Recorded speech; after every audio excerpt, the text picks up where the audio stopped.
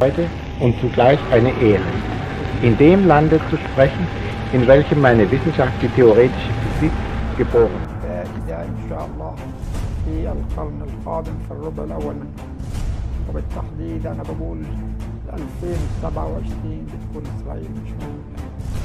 لماذا هذا؟ لأنني أؤمن بالقرآن الكريم. القرآن حقا. Itu, ia mendapat respon dalam 50 kata yang berisi prediksi kejatuhan Israel. Begini isinya.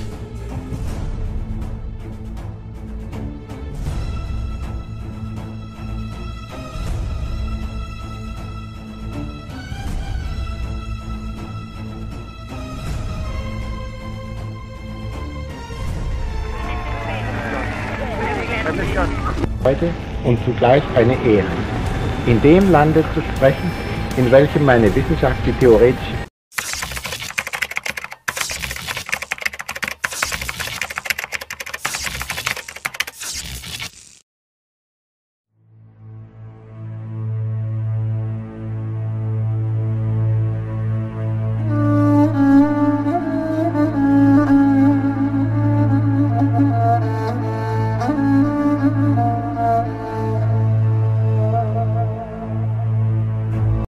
Dikutip newsokezone.com, Yerusalem, terdapat sebuah ramalan bahwa Israel akan mengalami kehancuran pada 2027 mendatang.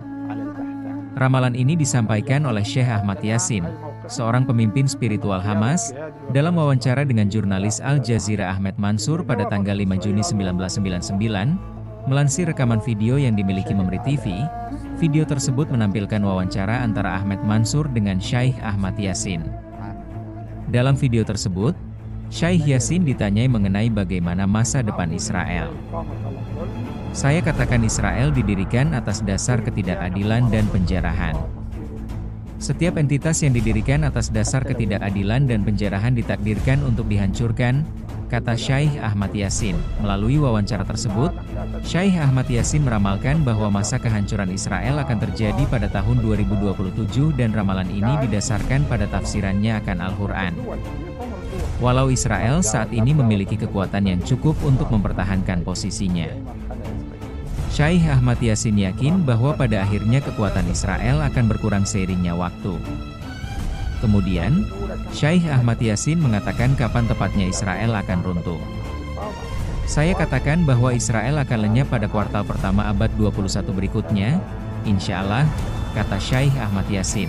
Tepatnya, saya katakan bahwa pada tahun 2027, tidak akan ada lagi Israel, tambahnya. Ahmed Mansur menanyakan mengapa tepatnya tahun 2027 Israel akan hancur. Syekh Ahmad Yasin kemudian menjelaskan bahwa ramalan itu berdasarkan pada kepercayaannya terhadap Al-Quran, karena saya percaya pada Al-Quran yang mulia. Al-Quran memberitahu kita bahwa generasi berganti setiap 40 tahun. Selama 40 tahun pertama, kita mengalami Nakbah. Di 40 tahun kedua, Intifada dimulai, dengan konfrontasi, pertempuran, dan bom, dan kelompok 40 tahun ketiga, akan menyaksikan akhir Israel, insya Allah, kata Syekh Ahmad Yasin. Dikutip dari liputan6.com. Ramalan Albert Einstein soal kehancuran Israel kembali diperbincangkan konon. Albert Einstein pernah meramalkan kehancuran Israel dan jatuhnya aktivitas Zionis. 10 tahun sebelum Israel mendeklarasikan kemerdekaannya, pada tahun 1948, Albert Einstein diduga pernah menggambarkan usulan pembentukan negara tersebut sebagai sesuatu yang bertentangan dengan sifat esensial Yudaisme. Salah satu fisikawan terbesar dalam sejarah itu bersama beberapa intelektual Yahudi terkenal lainnya, pada tahun 1946 pernah berbicara kepada Komite Penyelidikan Anglo-Amerika bahwa dunia tak punya alasan untuk membutuhkan Israel. Einstein disebut-sebut pernah bertanya-tanya mengapa Israel dibutuhkan. Saya percaya itu buruk, kata Albert Einstein. Demikian dikutip dari laman Middle East Monitor, Jumat, 18 Juni 2021. 2 tahun kemudian, pada 1948, ia dan sejumlah akademisi Yahudi mengirim surat ke New York Times untuk memprotes kunjungan Menachem Begin ke Amerika Serikat. Dalam surat yang terdokumentasi dengan baik itu disebutkan bahwa mereka mengecam partai Begines Herut yang berarti kebebasan dan menyamakannya dengan partai politik yang sangat mirip dalam organisasi, metode, filosofi politik, dan daya tarik sosial seperti Nazi dan fasis. Herut adalah partai nasionalis sayap kanan yang kemudian menjadi Likud, dipimpin oleh Benyamin Netanyahu.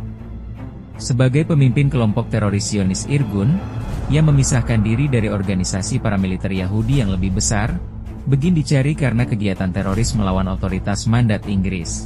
Bahkan ketika dia menjadi Perdana Menteri Israel, 1997 hingga 1983, ia tidak pernah berani mengunjungi Inggris, di mana dia masih dalam daftar orang yang paling dicari.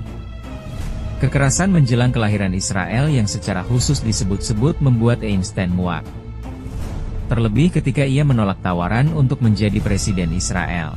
Tawaran ini disebut-sebut pernah diajukan kepadanya pada tahun 1952 oleh Perdana Menteri David Ben-Gurion. Meskipun penolakannya sopan, Einstein percaya peran itu akan bertentangan dengan hati nuraninya sebagai seorang pasifis, dan fakta bahwa dia harus pindah ke Timur Tengah dari rumahnya di Princeton, New Jersey, tempat dia menetap sebagai pengungsi Jerman. Kemudian, Albert Einstein disebut pernah menulis surat yang tak terlalu populer, berisi peringatan soal malapetaka yang akan dihadapi oleh Palestina.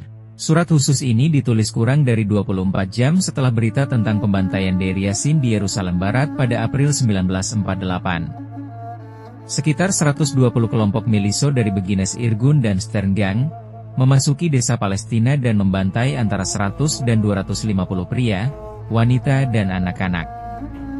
Sebulan kemudian Inggris mengakhiri kekuasaan mandat mereka di Palestina dan Israel muncul.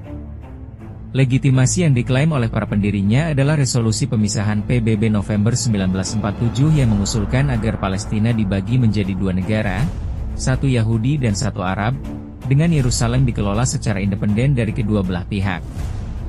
Surat yang diketik Einstein ditujukan kepada Shepard Rifkin, Direktur Eksekutif American Friends of the Victors for the Freedom of Israel, yang berbasis di New York. Kelompok ini awalnya diluncurkan untuk mempromosikan ide-ide anti-Inggris dari Stern Gang, dan mengumpulkan uang di Amerika untuk membeli senjata untuk mengusir Inggris dari Palestina. Rifkin ditunjuk sebagai direktur eksekutifnya.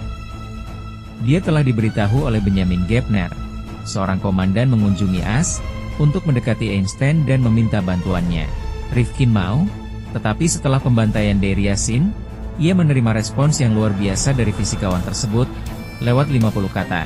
Yang terhormat, ketika bencana nyata dan terakhir harus menimpa kita di Palestina, yang pertama bertanggung jawab untuk itu adalah Inggris dan yang kedua untuk itu organisasi teroris yang dibangun dari barisan kita sendiri. Saya tidak ingin melihat siapapun yang terkait dengan orang-orang yang disesatkan dan kriminal itu. Hormat kami, Albert Einstein. Surat itu disahkan dan dijual di pelelangan ketika muncul kembali dan sejak itu digambarkan sebagai salah satu dokumen anti-Zionis paling memberatkan yang dikaitkan dengan Albert Einstein.